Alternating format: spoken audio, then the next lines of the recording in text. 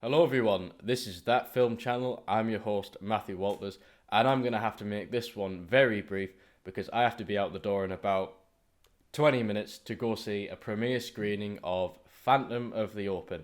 And yes, I will be doing a video on it. The French Dispatch is the latest film from acclaimed filmmaker Wes Anderson. Eagerly awaited since 2020 of last year, it is now finally being released on October the 22nd in the UK. Book your tickets, screenings, now.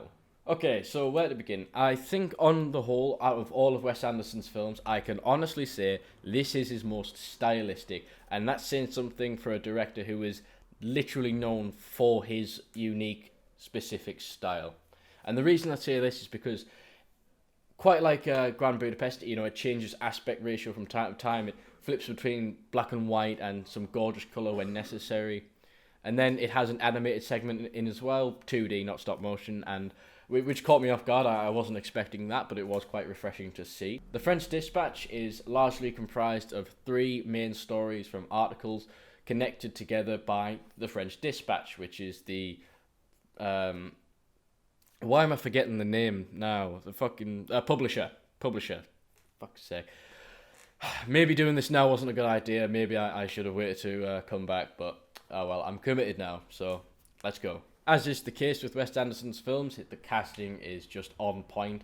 There are quite a few major actors that have such a minor role in this, which I thought was quite funny. I was very surprised to see Alex Lawther in the film. It's such a brief segment that he's in it, about a minute or so, and I wasn't expecting it, but it was very nice to see. Yes, I have a bit of a man crush on him. What can I say? Again, I went to see this film in the Tyneside cinema as part of the BFI Film Festival that they're screening up here, which, thank the Lord, I don't have to go down to London for that. This was also my first experience with clapping at the end of a movie, something which I have never really experienced here before. It's not really a thing in the UK. I will say it was very, very awkward. Only a few people started clapping, and then it kind of petered off when they realised that no one else was clapping. And personally, and this isn't anything against Wes Anderson or the film, it's not a film I would have necessarily have chosen to clap at. I don't think it did anything worthy enough of a round of applause. It's a very fun romp. I think the standout again is the visuals, which are always on point with Wes Anderson. I just love what he does when he switches from black and white to colour, and usually there is a reason behind it. Sometimes I was like, okay, I don't know why this has happened, but it's still so nice to look at. And there are points where it does use very briefly some widescreen, and it only uses it when necessary to show more in the frame, which I thought was quite lovely. It's nice to see it being used effectively. It's funny with Wes Anderson because I feel his earlier works had more substance to them. They were more plot driven, whereas his later films, as the director has matured, have gotten more childlike in a sense, and that is not a bad thing. I absolutely adore the Grand Budapest Hotel. I think it's a wonderful, light-hearted and touching story. I think of his films, it is closest in style to the Grand Budapest, largely because of the symmetrical framing, the movement of the camera, the trademarks which we've come to know from Wes Anderson, which have developed ever since, I would have to say, Moonrise Kingdom, possibly earlier. I could be wrong. Wes Anderson has always had that definitive style, but it's only grown as he's made more films. More pronounced, I think the word would be. Something like The Royal Tenenbaums is classically Wes Anderson. It has all of his trademarks, but it also feels more like a plot focused, I guess you would say. Not scripting these videos, I realise that I do repeat myself a fair few times, and there are moments where there is a word that I'm looking for that I can't find. Say, if I was to say something, talk about tension, I'll flub it up. However, I have noticed that I do repeat myself a fair. I did find it quite strange, however, that in the second segment, which has Frances McDormand and Timothée Chalamet and the other girl whose name I can't remember off the top of my head, I will put it here. I find it strange that the other characters speak French, and apart from Frances McDormand, but Timothée Chalamet doesn't, when Timothée Chalamet can speak French, as I was told after the film. Not that I was really bothered by it, to be honest. It's such an inconsequential part. Nothing I can say really took away from my enjoyment. I did think I would laugh a lot more, get more out of it than I did, but it's hard to really say at the moment how I fully feel about it. I did really enjoy it overall. There's nothing really wrong with it. This is probably the most Wes Anderson film I've seen so far. It pretty much incorporates everything he does into one big thing. One thing I should mention is that during the screening of the film, pretty much straight away I noticed that it was zoomed in too far and it crops out bits of the image, because throughout of the film there's some text and it was cut off either on the side or on the bottom, and you could barely make out what it says. A couple of times I really wasn't sure, so I'd be happy to go see the film again just to see it in its proper aspect ratio. Other than that, due to his usual framing, there's nothing you really miss from it though.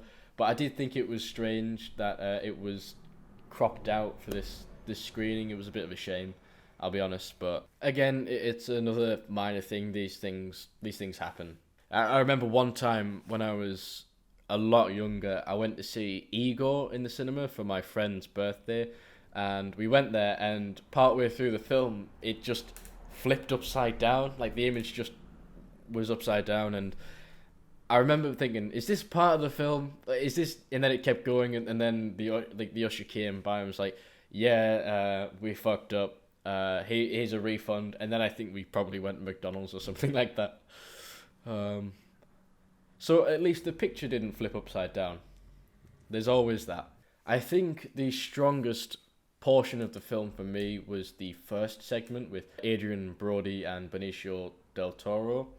However, that is coming very close to the Chalamet one. I'll have to revisit it to really form an opinion on that, I suppose. There's nothing really wrong with the film at all. Although when I was watching it, there was a few points where like certain jokes are made and some of the audience laughed, and I kind of felt like, should I laugh? I didn't really feel like laughing. And sometimes that does happen in the cinema. I'm not going to laugh at every joke that someone makes, even if I do find it funny or I get it. But I did sort of kind of think, didn't quite hit me as much as it did for other people. Again, that might be just down to personal preference. I don't know. I would need to speak to other people about the film to sort of get an understanding of how other people felt about it, because I don't know, I haven't really disclaimed this before. It should be quite obvious. I am not a film critic in any way. I just love talking about movies. And you know what? I've just noticed that throughout this whole thing, that light has been in frame. Bollocks. I do think that having to wait so long for this film to come out, I maybe had my expectations built up too high, having to wait an extra year for the film. So that's perhaps why I came out of the cinema not feeling let down or disappointed, but maybe just, I you get what I mean. I don't need to think about words. After all, what is this, a review?